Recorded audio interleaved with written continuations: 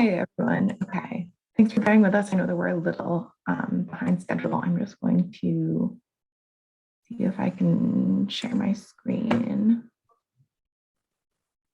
Okay, can everyone see my slides? Yes, we can see it. Great. So this has been a pretty packed schedule, so I'm just going to go briefly through some of SWIM's highlights for our advocacy efforts for 2021, and then also what we're working on in 2022. This is just a brief overview. So the first thing that I want to talk about is the 2021 DEP Unified Stormwater Rule, which passed recently, and SWIM submitted comments. As many people know, New York City has both a combined sewer system and a separate stormwater sewer system. And the goal of the Unified Stormwater Rule is to sort of align the requirements for both of these to make sure that we're managing stormwater in a more effective way, and that the areas are being treated with similar guidelines to help people manage their stormwaters in terms of construction and then also post-construction. And then I also want to talk about the green roof tax abatement. So earlier in last year, it was announced that there would be priority districts for the green roof tax abatement. The green roof tax abatement is a program that is run through New York State. And currently it's across the city. There is an abatement of around $5, but the New York City government identified some key priority districts where they would like to see more green infrastructure, and we're really excited to see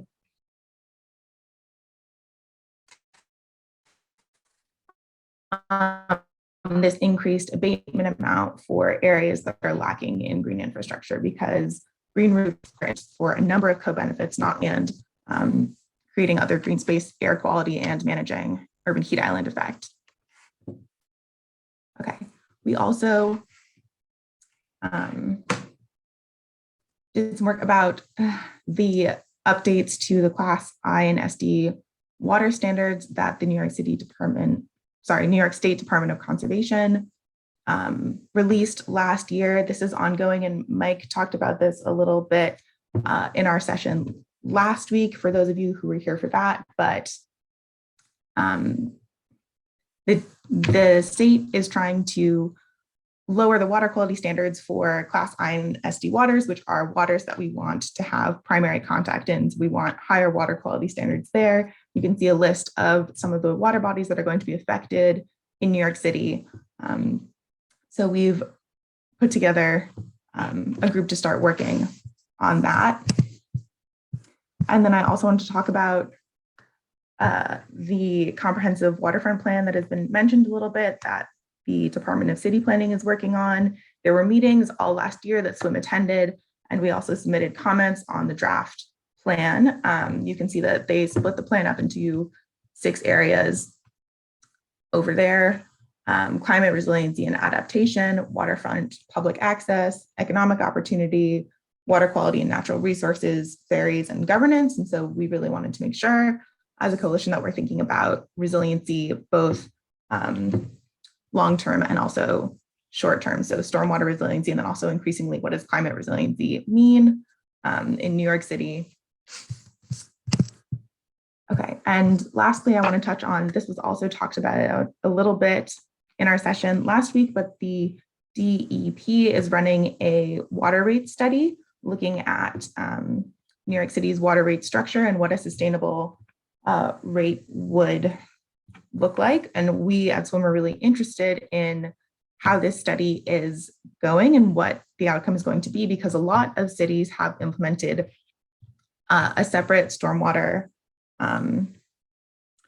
charge as part of their stormwater, or as part of their overall water rate structure, in order to help finance green infrastructure. And we would love to see that happen in New York City. So the DEP is currently convening a group of stakeholders and running quarterly meetings to update everyone on how the rate structure analysis is going. And we are looking forward to seeing where that goes this coming year.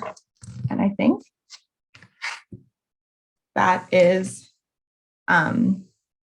a very brief overview of some of the things that we've been working on, specifically last year and things that are still happening this year. Obviously, we also are doing our long-term advocacy around the ongoing DEP Green Infrastructure Program and the annual stormwater management plans, as well as the GI milestones that are run through the DEP.